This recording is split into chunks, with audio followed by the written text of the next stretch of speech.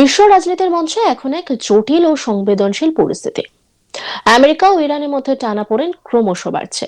কিন্তু আশ্চর্যের বিষয়, এই উত্তেজনার মধ্যেই আমেরিকান নেতৃত্ব বারবার বলছে এটা যুদ্ধ নয়। এই প্রসঙ্গে একটি গুরুত্বপূর্ণ মন্তব্য করেছেন আমেরিকান হাউস অফ রিপ্রেজেন্টেটিভসের স্পিকার মাইক জনসন। বৃহস্পতিবার তিনি স্পষ্ট ভাষায় জানিয়েছেন, আমেরিকা বর্তমানে ইরানের সঙ্গে যুদ্ধে নেই। এই মন্তব্য এসেছে গুরুত্বপূর্ণ সময়সীমায়। আমেরিকার একটি গুরুত্বপূর্ণ আইন রয়েছে, ওয়ার পাওয়ার্স রেসলিউশন, যা 1973 সালে প্রণীত। এই আইনে বলা আছে, কোন আমেরিকান প্রেসিডেন্ট কংগ্রেসের অনুমতি ছাড়া সর্বোচ্চ 60 দিন পর্যন্ত সামরিক অভিযান চালাতে পারেন। এই 60 দিনের সময়সীমা এখন প্রায় শেষের পথে, কারণ প্রেসিডেন্ট ডোনাল্ড ট্রাম্প গত 2রা মার্চ কংগ্রেসকে জানিয়েছিলেন ইরানের সামরিক কার্যকলাপ শুরু হয়েছে। সেই হিসেব অনুযায়ী এই সময়সীমা শেষ হওয়ার কথা শুক্রবার। এই পরিস্থিতিতে প্রশ্ন উঠছে, তাহলে কি আমেরিকা আইন ভাঙতে চলেছে, নাকি পরিস্থিতি অন্য কোনো ব্যাখ্যা রয়েছে? এই প্রশ্নের উত্তরে মাইক জনসন বেশ সতর্কভাবে কথা বলেছেন। তিনি জানিয়েছেন, এই মুহূর্তে আমরা কোনো সক্রিয় বোমা বর্ষণ বা গুলি চালানোর মতো পরিস্থিতিতে নেই। আমরা এখন শান্তি প্রতিষ্ঠার চেষ্টা করছি। তিনি আরো বলেন, এই মুহূর্তে খুব সংবেদনশীল আলোচনা চলছে, তাই প্রশাসনের আগে গিয়ে কোনো মন্তব্য করতে তিনি অনিচ্ছুক। অর্থাৎ তিনি স্পষ্ট করে কিছু না বললেও ইঙ্গিত দিয়েছেন যে পরিস্থিতি এখনো পরিবর্তনশীল। যখন তাকে সরাসরি 60 দিনের সময়সীমা নিয়ে প্রশ্ন করা হয়, তখন তিনি আবারও জোর দিয়ে বলেন, আমরা যুদ্ধে নেই। এই বক্তব্যের মাধ্যমে তিনি মূলত বোঝাতে চেয়েছেন, বর্তমান পরিস্থিতিকে সরকার আনুষ্ঠানিক যুদ্ধ হিসেবে দেখছে না। এখানে আরেকটি গুরুত্বপূর্ণ বিষয় উঠে আসছে। পশ্চিম এশিয়ায় আমেরিকার বর্তমান ভূমিকা নিয়ে কথা বলতে গিয়ে মাইক জনসন বলেন, আমরা হরমুজ প্রণালীতে নজরদারি করছি এবং শান্তি আনার চেষ্টা করছি। অর্থাৎ আমেরিকা নিজেদের ভূমিকা পুলিশি ব্যবস্থা বা নিরাপত্তা রক্ষার কাজ হিসেবে তুলে ধরছে, সরাসরি যুদ্ধ হিসেবে নয়। তিনি আরো বলেন, আমেরিকা এবং তার প্রশাসন যতটা সম্ভব দ্রুত পরিস্থিতি সামাল দেওয়ার চেষ্টা করছে এবং এই মুহূর্তে কংগ্রেসের আর তেমন কিছু করার নেই। এই বক্তব্যে পরিষ্কার, সরকার এখন পুরো বিষয়টি নিজেদের নিয়ন্ত্রণেই রাখতে চাইছে। এদিকে প্রেসিডেন্ট ডোনাল্ড ট্রাম্প নিজেও একই ধরনের অবস্থান নিয়েছেন। তিনি বারবার বলছেন, এটি কোনো যুদ্ধ নয়, বরং একটি সামরিক অভিযানের মতোই। হোয়াইট হাউসে এটি নির্বাহী আদেশে সই করার সময় তিনি বলেন, গত 2 মাসে ইরান 42,000 মানুষকে জানে শেষ করেছে। আমরা একটি সামরিক অভিযান চালাচ্ছি, কিন্তু আমি এটাকে যুদ্ধ বলি না।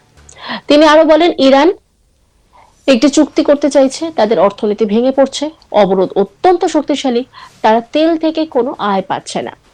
এই মন্তব্যে তিনি স্পষ্টভাবে দেখাতে চেয়েছেন যে আমেরিকার কৌশল মূলত অর্থনৈতিক চাপ তৈরি করা। ট্রাম্প আরো দাবি করছেন, আমেরিকার পদক্ষেপে ইরানের সামরিক শক্তি অনেকটাই ক্ষতিগ্রস্ত হয়েছে। তার কথায়, তাদের নৌবাহিনী প্রায় শেষ, বিমান বাহিনী দুর্বল, ড্রোন কারখানার 82% ধ্বংস হয়ে গেছে এবং ক্ষেপণাস্ত্র কারখানায় প্রায় 90% নষ্ট। তবে এই দাবিগুলি কতটা সত্য তা স্বাধীনভাবে যাচাই করা কঠিন। এখানে একটি গুরুত্বপূর্ণ সময়রেখাও জানা দরকার। 8 এপ্রিল প্রেসিডেন্ট ডোনাল্ড ট্রাম্প প্রথমবারের মতো এই যুদ্ধবিরতির ঘোষণা করেন। সেটি ছিল 2 সপ্তাহের জন্য। তারপরে 21 এপ্রিল যুদ্ধবিরতি শেষ হওয়ার ঠিক কয়েক ঘন্টা আগে সেটি অনির্দিষ্ট কালের জন্য বাড়ানো হয়। অর্থাৎ বর্তমানে একটি ভঙ্গুর যুদ্ধবিরতি চলছে, কিন্তু পরিস্থিতি এখন স্থিতিশীল নয়। এই প্রেক্ষাপটে আরেকটি গুরুত্বপূর্ণ মন্তব্য করেছেন আমেরিকার প্রতিরক্ষা সচিব পিট হেগসেথ। তিনি জানিয়েছেন, বর্তমান পরিস্থিতিতে আমেরিকার সামরিক পদক্ষেপ চালিয়ে যেতে কংগ্রেসের অনুমতির প্রয়োজন নাও হতে পারে। সেনেটের এক বৈঠকে তিনি বলেন, আমরা এখন যুদ্ধবিরতির মধ্যে আছি, আমাদের বোঝাপড়া অনুযায়ী এই অবস্থায় 60 দিনের সময়সীমা থেমে যায় বা বন্ধ থাকে। অর্থাৎ প্রশাসন মনে করছে, যুদ্ধবিরতি থাকলে আইনগত সময়সীমা কার্যকর হয় না।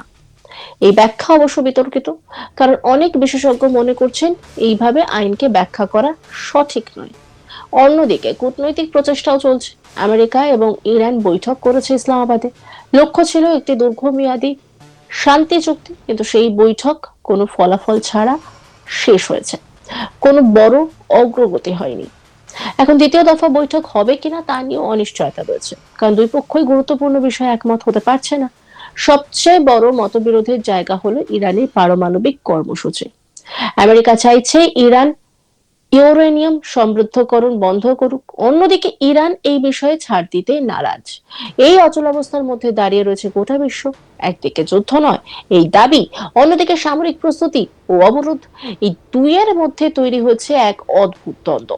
বিশেষজ্ঞরা বলছেন যুদ্ধ শব্দটি ব্যবহার না করলেও বাস্তব পরিস্থিতি অনেকটাই যুদ্ধের মতোই, কারণ এখানে রয়েছে সামরিক উপস্থিতি, অর্থনৈতিক অবরোধ, কূটনৈতিক চাপ এবং ক্রমাগত উত্তেজনা। এখন সবচেয়ে বড় প্রশ্ন, এই পরিস্থিতি কোন দিকে যাবে? যুদ্ধবিরতি কি টিকে থাকবে, নাকি আবারও শুরু হবে সংঘাত? 60 দিনের সময়সীমা কিভাবে ব্যাখ্যা করা হবে? আর সবচেয়ে গুরুত্বপূর্ণ, কোনো শান্তি চুক্তি আদৌ সম্ভব কিনা? এইসব প্রশ্নের উত্তর এখনই স্পষ্ট নয়, তবে এটুকু নিশ্চিত, আগামী কয়েকদিন অত্যন্ত গুরুত্বপূর্ণ, কারণ এই সময় নির্ধারিত হবে আমেরিকা ও ইরানের সম্পর্ক কোন পথে এগোবে। আর সেই সিদ্ধান্তের প্রভাব পড়বে শুধু এই দুই দেশের উপর নয়, বরং গোটা বিশ্বের অর্থনীতি, জ্বালানি বাজার এবং আন্তর্জাতিক রাজনীতির উপর। সব মিলিয়ে পরিস্থিতি এখন এক সূক্ষ্ম ভারসাম্যের উপর দাঁড়িয়ে। একদিকে শান্তির সম্ভাবনা, অন্যদিকে সংঘাতের আশঙ্কা। এই দুয়ের মাঝে অপেক্ষা করছে গোটা বিশ্ব।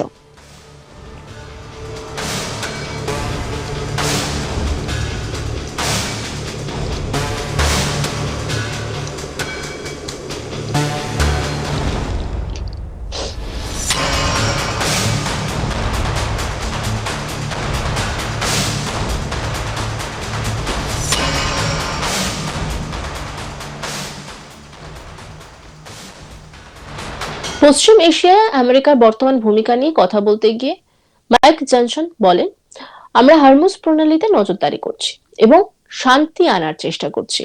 অর্থাৎ আমেরিকা নিজের ভূমিকা নিয়ে পুলিশি ব্যবস্থা বা নিরাপত্তা রক্ষার কাজ হিসেবে তুলে ধরছে, সরাসরি যুদ্ধ হিসেবে নয়। তিনি আরো বলেন, আমেরিকা এবং তার প্রশাসন যতটা সম্ভব দ্রুত পরিস্থিতি সামাল দেওয়ার চেষ্টা করছে এবং এই মুহূর্তে কংগ্রেসের আর তেমন কিছু করার নেই। এই বক্তব্যে পরিষ্কার, সরকার এখন পুরো বিষয়টি নিজেদের নিয়ন্ত্রণেই রাখতে চাইছে। এদিকে প্রেসিডেন্ট ডোনাল্ড ট্রাম্প নিজেও একই ধরনের অবস্থান নিয়েছেন। তিনি বারবার বলছেন এটি কোনো যুদ্ধ নয়, বরং একটি সামরিক অভিযান বা সামরিক অভিযানের মতো কিছু, কিন্তু যুদ্ধ নয়। হোয়াইট হাউসে একটি নির্বাহী আদেশে সই করার সময় তিনি বলেন, গত 2 মাসে ইরান 42,000 মানুষকে জানে শেষ করেছে। আমরা একটি সামরিক অভিযান চালাচ্ছি, কিন্তু আমি এটাকে যুদ্ধ বলি না। তিনি আরো বলেন, ইরান একটি চুক্তি করতে চাইছে, তাদের অর্থনীতি ভেঙে পড়ছে, অবরোধ অত্যন্ত শক্তিশালী, তারা তেল থেকে কোনো আয় পাচ্ছে না। এই মন্তব্যে তিনি স্পষ্টভাবে দেখাতে চেয়েছেন যে আমেরিকার কৌশল মূলত অর্থনৈতিক চাপ তৈরি করা। ট্রাম্প আরো দাবি করেছেন, আমেরিকার পদক্ষেপে ইরানের সামরিক শক্তি অনেকটাই ক্ষতিগ্রস্ত হয়েছে। তার কথায়, তাদের নৌবাহিনী প্রায় শেষ, বিমান বাহিনী দুর্বল, ড্রোন কারখানা 82% ধ্বংস হয়ে গেছে এবং ক্ষেপণাস্ত্র কারখানায় প্রায় 90% নষ্ট। অন্যান্য খবরের আপডেটের জন্য অবশ্যই নজর রাখুন আজ তাক বাংলার ইউটিউব স্ট্রিমিং এ। লাইক, কমেন্ট, শেয়ার এবং সাবস্ক্রাইব করতে ভুলবেন না।